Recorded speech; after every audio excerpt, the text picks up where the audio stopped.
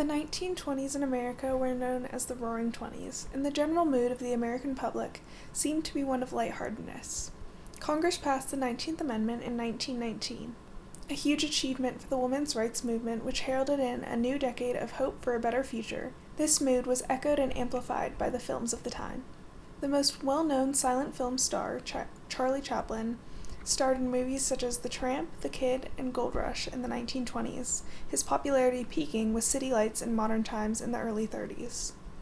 Sound was introduced to movies during this time period as well, with The Jazz Singer, directed by Alan Crosland. In 1927, audiences were shocked with Al Jolson's famous line, "You ain't heard nothing yet." Wait a minute, you ain't heard nothing yet. Which was the first example of synchronized sound in film. In the 1930s, America was in the midst of the Great Depression, leading many audiences to seek joy and escapism in film. In 1937, Disney made its mark with Snow White and the Seven Dwarfs.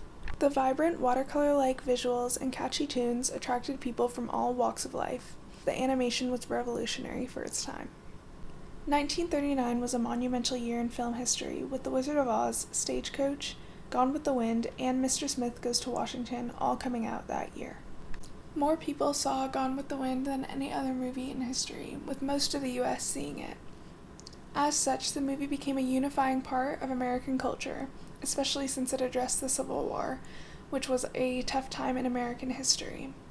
The movie also included some of Hollywood's biggest stars, including Clark Gable, and it brought these stars to audiences in color.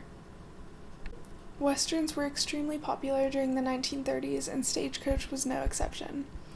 The movie popularized the ideals of rugged individualism, American exceptionalism, and manifest destiny, all of which helped raise the morale of the American public who were beaten down by the Great Depression at the time. To date, John Ford has won more Academy Awards than any other director in movie history. The focus of American society in the 1940s was on World War II and the post-war time period. Casablanca came out in 1942, which focused on wartime, but also included romance and was set in Morocco. The location was novel for audiences to see on the big screen, and the movie dealt with if America should enter the war. The outcome of the movie suggested that American intervention would be a positive good, and this influenced public opinion at the time. Citizen Kane, which came out in 1941, also had huge impacts on American society. The film follows William Randolph Hearst, an extremely influential figure in American society, as well as one of the richest men in the world. Hearst tried to keep the film from being made, and then he tried to keep it from being distributed. However, it made it to audiences anyways. The movie shed a new light on the newspaper industry and the impact of media. The 1950s was generally a time of conformity. Levittowns and suburbs exacerbated this pressure by emphasizing appearances and the idea of keeping up with the Joneses over pretty much all else. The movie that had the most significant societal impacts during this time period was Rebel Without a Cause. This 1955 movie rose to prominence during the same time as rock and roll, and James Dean's character resonated with many young people who wanted to rebel against cultural norms and societal pressures imposed upon them by parents or friends. Similar to rock and roll, this movie horrified adult audiences who wanted their children to follow the religious and family values that they had emphasized. And in between the 50s and 60s, I want to take a moment to highlight Alfred Hitchcock, who revolutionized the perception of films within American society. His films, including Notorious, To Catch a Thief, Rear Window, Psycho, Vertigo, and North by Northwest, were all extremely popular among American audiences. Hitchcock, originally from England, became a household name in America and a symbol of Hollywood. Hitchcock's work also popularized auteur theory, which essentially states that the director's vision is what shapes the movie, and that the director is the artist, rather than the writer, the cinematographer, editor, the actor, anyone else involved. The 60s was kind of a chaotic time in American history, including the Vietnam War, hippies, assassinations, and the Civil Rights Movement. So it was also a time in which people wanted to escape. Musicals have had a long history in film, going back to the 20s with Swing Time, Ginger Rogers, and Fred Astaire, Singing in the Rain, and have always provided a sense of happiness and hope in audiences. In the 60s, The Sound of Music came out, as well as My Fair Lady and Mary Poppins, and all three movies were extremely popular and are still watched today. The first James Bond movie also came out in 1962, Dr. No, and in total 6 James Bond movies came out during that year, with Sean Connery becoming a massive star. Mr. Bond. James Bond. All of them were huge hits and embedded themselves almost immediately into American pop culture, being referenced and being talked about by the general public.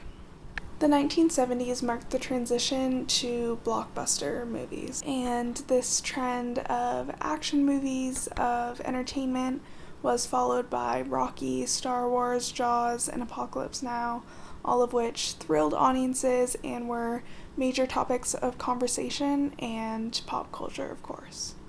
George Lucas, Steven Spielberg, Francis Ford Coppola were all at the forefront of this era of film. The Godfather and The Godfather 2 were obviously huge, both winning Best Picture at the Academy Awards. One Flew Over the Cuckoo's Nest also came out this decade, as well as All the President's Men, which followed the Watergate scandal, which led to the portrayal of journalists as heroes and led to a rise in journalism, as well as starring movie stars of the time.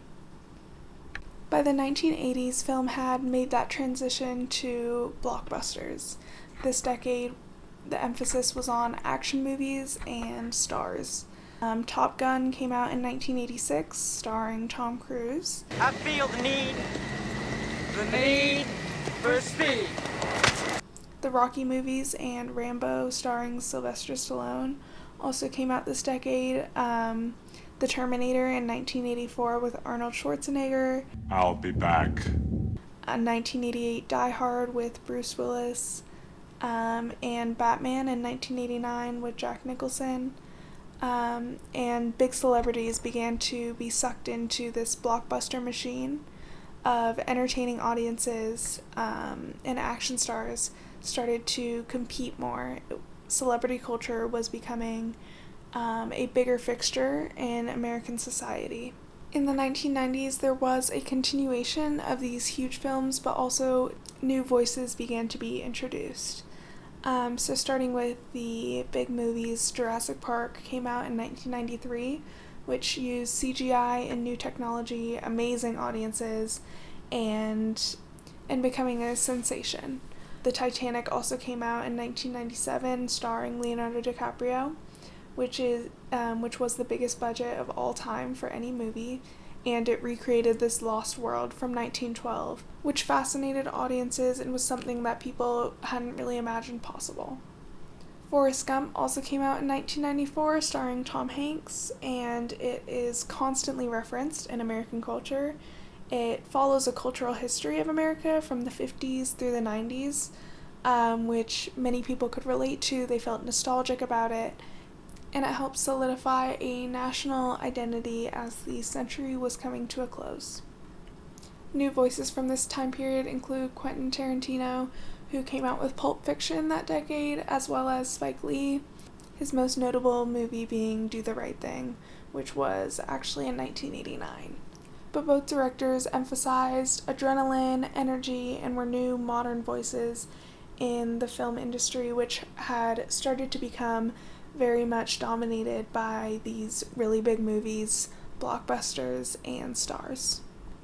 From 2000 to 2020, generally, the impact of movies on pop culture has been dominated by superheroes and comic books, especially Marvel. It has mostly been the big studios, the big stars, the movies with huge budgets that have attracted audiences and attracted national attention.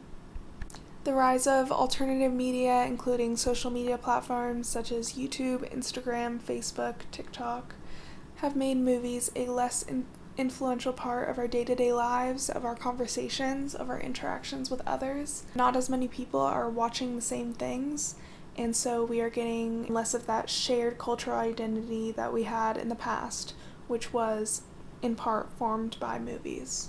However, the availability of the technology and the formation of niche audiences has allowed a lot of different people to share their voice, their own unique vision, and find people who can relate to that, which ultimately I think is a positive thing. We're seeing a lot more diversity in terms of what people look like, what people have experienced, and I think that it can be an exciting time for people to make their art and share it with others, maybe not on such a large scale, but to find the people who their film resonates with.